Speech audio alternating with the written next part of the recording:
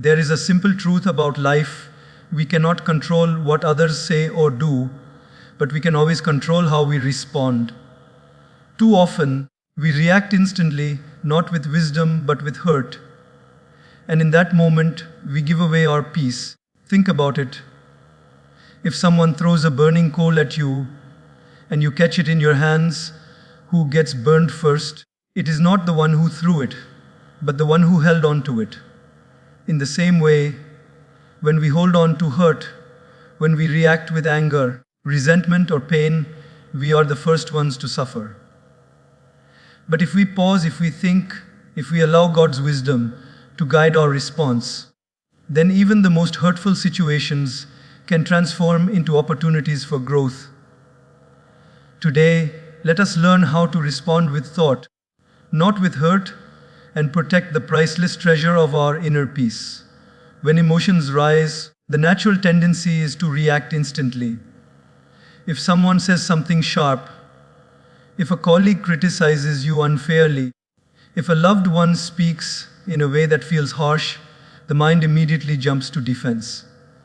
The ego pushes us to snap back, to prove we are not weak, to show that we will not accept disrespect. But in that very instant, the real question arises, what are we protecting? Are we protecting our peace, or are we sacrificing it? In truth, a pause before reacting is not weakness. It is the deepest strength. Think about fire. When someone throws a burning matchstick into a forest of dry leaves, if the leaves catch it instantly, it becomes a wildfire that destroys everything in its path. But if those leaves were wet with water, the fire would go out immediately. That water is the pause. That water is thought. That water is God's presence guiding us. Without that pause, we allow the fire of another's words to consume us. With that pause, we take away its power. A pause may only last a few seconds, but those few seconds can save years of regret. Many people regret the words they spoke in anger, but very few regret the words they held back. Why? Because silence never needs an apology, but harsh words often demand one. A short moment of thought gives us the chance to choose whether we will speak from wisdom or from hurt. When we speak from wisdom, our words heal, they inspire, they strengthen relationships. When we speak from hurt, our words create scars that even years may not heal. That is why the pause is sacred. It is the moment in which we step away from ego and step closer to God. Look at daily life examples. Imagine you are in traffic, someone cuts in front of you aggressively, and your blood boils. In that flash, your hand is ready to honk. Your mouth is ready to shout. Your thoughts are ready to curse. But what do you gain if you do that? The driver may not even hear you. And if they do, they may shout back. And suddenly your whole day is spoiled by a 2-second incident. But if you pause, breathe, and let it pass, you lose nothing. And you gain everything. Peace, calmness, and clarity. The situation does not change, but your response changes, and that is where your real power lies. Or think of a workplace scenario. A colleague blames you for something that was not your fault. Instantly, the ego wants to prove them wrong. The mouth wants to argue. The heart wants to show its hurt. But if you react that very moment, the conversation may turn into a heated exchange, destroying trust and harmony in the team. However, if you pause, you give yourself a chance to collect facts, to understand the bigger picture, and to present your response thoughtfully. Instead of an argument, you create a dialogue. Instead of enemies, you create mutual respect. That pause becomes the bridge between conflict and resolution. Even in relationships with loved ones, the pause is everything. Families often break apart not because of one big incident, but because of countless small reactions where anger was allowed to speak louder than love. A partner says something without thinking, a parent makes a comment, a child misbehaves. and instantly we react with frustration. The words slip out before we even realize, and later we wish we could take them back. But the damage has already been done. Yet if, in that very moment, we pause, we remind ourselves, this person loves me. This person is part of my life. Is my anger worth more than our bond? That small pause can transform a fight into understanding and hurt into healing. The pause is not empty, it is filled with wisdom. In that pause, you hear your own heart. In that pause, you hear God's whisper telling you, choose peace. Life's greatest strength is not found in quick reactions, but in thoughtful responses. A lion does not roar at every sound in the jungle, it roars only when necessary. In the same way, we do not need to react to every provocation. Silence does not mean we are weak, it means we are wise enough to save our energy for what truly matters. Let us reflect. How many times have we spoiled our own day by reacting too quickly?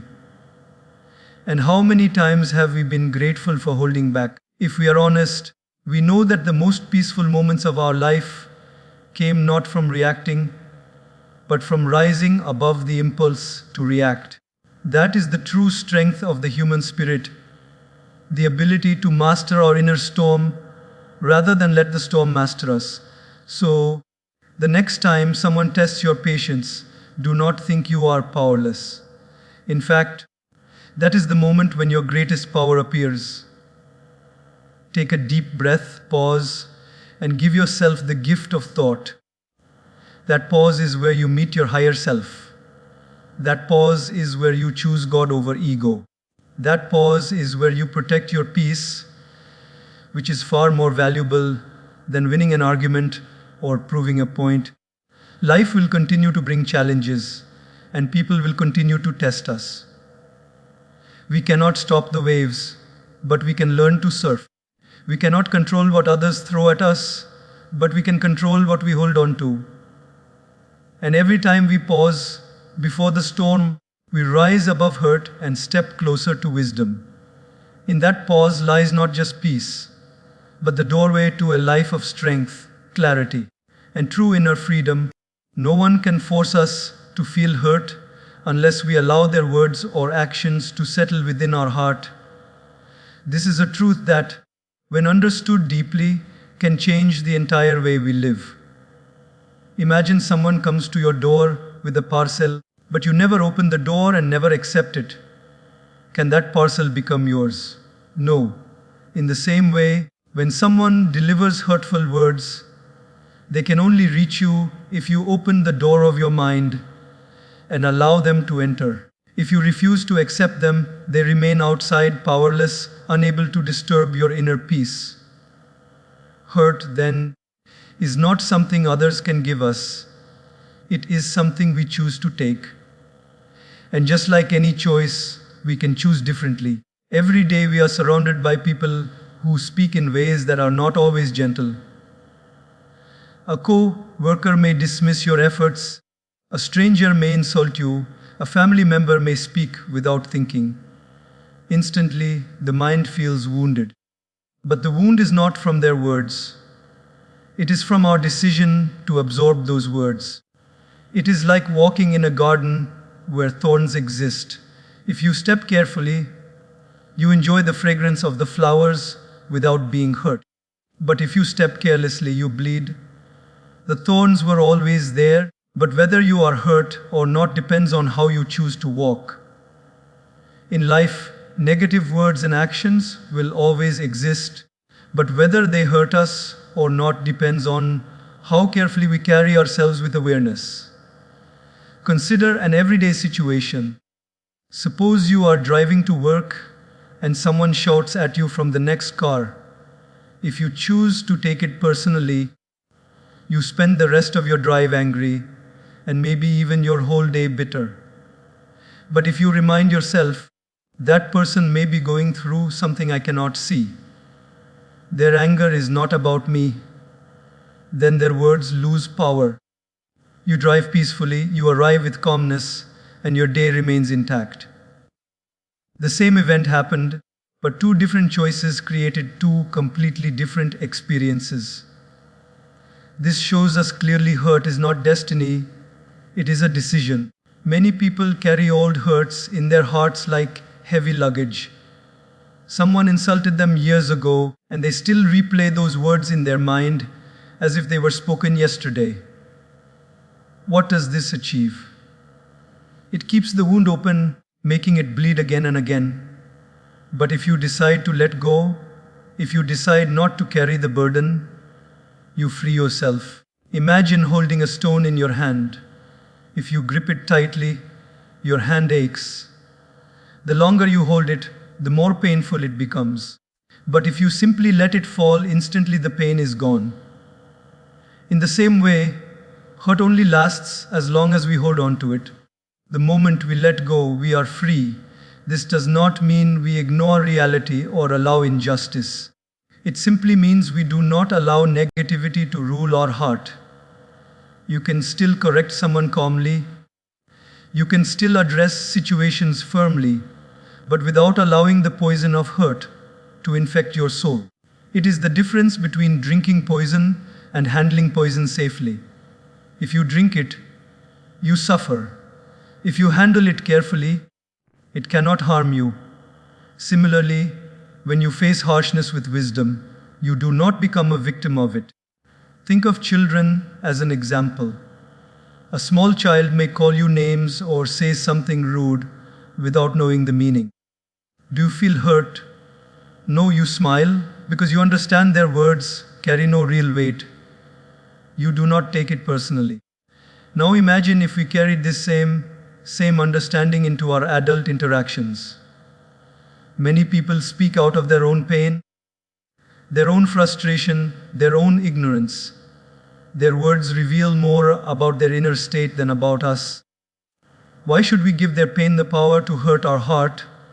When we see from this perspective, we realize we always have a choice to take offense or to rise above it. God has given us this incredible freedom. While we cannot control what others say, we can always control how deeply it enters our soul. This is why spiritual masters teach detachment, not detachment from people, but detachment from the grip of their opinions. Just as a lotus grows in muddy water, yet remains untouched by the mud, we too can live among people's words and actions, yet remain untouched by their negativity. The lotus is not special because there is no mud. It is special because, despite the mud, it stays pure. In the same way, greatness in life is not about living without criticism, but about living without allowing criticism to define us. Let us reflect. How many times have we allowed one comment to ruin our mood for an entire day? And how many times have we let go of someone's words and moved on with peace? Which one felt lighter, freer, happier? Clearly, freedom lies not in controlling others, but in controlling ourselves. When someone tries to hurt you, you have two choices: to let their arrow pierce your heart, or to let it fall harmlessly to the ground. If you choose the first, you bleed endlessly. If you choose the second, you remain whole and unshaken. The arrow was theirs to throw, but it is yours to accept or reject. Every moment, life offers us this choice. And when we consistently choose not to let hurt rule us, we discover a new strength, the strength of true inner freedom. Hurt, therefore, is not our destiny. It is not written that we must suffer from every word, every look, every action of others. Destiny may bring us challenges, but how we respond is our choice. We can let people's negativity define our emotions, or we can let God's wisdom guide our reactions. And when we choose the latter, life becomes lighter, relationships become easier, and our heart becomes a home of peace. Ego always shouts the loudest in moments of conflict. When someone criticizes you unfairly, when a colleague undermines your efforts, when a family member speaks harshly, the first voice that rises within is the voice of ego. It says, React now. Prove yourself. Show them you are not weak. But if we pause and listen deeper, there is another voice, quieter yet more powerful, the voice of wisdom. That voice comes from the soul, from the presence of God within us. It whispers, stay calm, do not lose your balance, protect your peace. The real strength of life lies in choosing to follow wisdom over ego. Even when the ego burns to respond, ego and wisdom are like fire and water. Fire can spread quickly, destroying everything around it, while water can cool, nourish, and sustain life. When we react from ego, our words often burn bridges, hurt relationships, and leave scars we later regret. But when we respond with wisdom, our words carry healing, they open hearts, and they strengthen bonds. Both fire and water are within us. The choice of which one we use depends on our awareness in the moment. Take a daily life example. Imagine you are at work and someone dismisses your idea in a meeting. Your ego instantly wants to lash out, to defend your worth, to make them see your value. But if you respond from ego, you may appear aggressive and the environment may turn tense. Instead, if you pause, think, and respond with wisdom, you might say, I see your perspective, but here's another way to look at it. Suddenly, the conversation shifts from conflict to collaboration. Instead of proving yourself, you have shown strength through calmness and respect through thoughtfulness. That is the power of wisdom. Where ego would create distance, wisdom builds connection. Consider family relationships. A child talks back to a parent, or a partner speaks with frustration. Ego immediately interprets it as disrespect and commands, answer back, show authority. But wisdom sees differently. It asks, why are they speaking this way? Are they tired? Are they hurting? Is this their pain speaking, not their true self? When you respond with wisdom, you do not add fuel to their fire, you pour water over it. You might choose gentle words or even silence to let the heat settle. Later, when emotions are calm, your conversation becomes meaningful instead of destructive. Ego reacts to the surface, wisdom responds to the depth. One of the most common examples is in arguments. Ego always wants the last word. It thrives on winning, on proving itself superior. But even if you win the argument, do you truly win if you lose peace in the relationship? Wisdom understands this. It teaches us that winning an argument is not greater than winning a heart. Sometimes the greatest victory is to step back, to keep quiet, or to smile in the face of provocation. Not because you are weak, but because you are strong enough to protect peace above pride. Think about great leaders and spiritual teachers. Their strength was not in reacting to insults, but in rising above them. They were mocked, criticized, and misunderstood, yet they did not allow ego to guide their response. Instead, they allowed wisdom to speak through them. That is why their words continue to inspire generations, because they were spoken from a place of higher understanding, not lower impulses. When we act from ego, we may win temporary satisfaction, but when we act from wisdom, we create lasting impact. Another simple example comes from everyday conversations. Suppose someone makes a sarcastic comment about you in front of others. Ego pushes you to strike back instantly to defend your honor. But wisdom tells you, your worth does not decrease because of their words. Silence can sometimes be louder than any reply. If you remain calm, you not only keep your dignity, but you also show others your inner strength. People begin to respect the one who stays composed, not the one who loses control. True respect is not demanded through ego, it is earned through wisdom. Responding with wisdom also means understanding that not every battle is worth fighting. Ego fights every small thing. It cannot tolerate even the slightest challenge. Wisdom, however, saves its energy for what truly matters. Just like a warrior does not waste arrows on shadows, a wise person does not waste words on petty provocations. They conserve their strength for battles of value, where their response can bring real change. This discernment comes only when we allow God's guidance to flow into our heart instead of letting ego control us. Let us reflect honestly.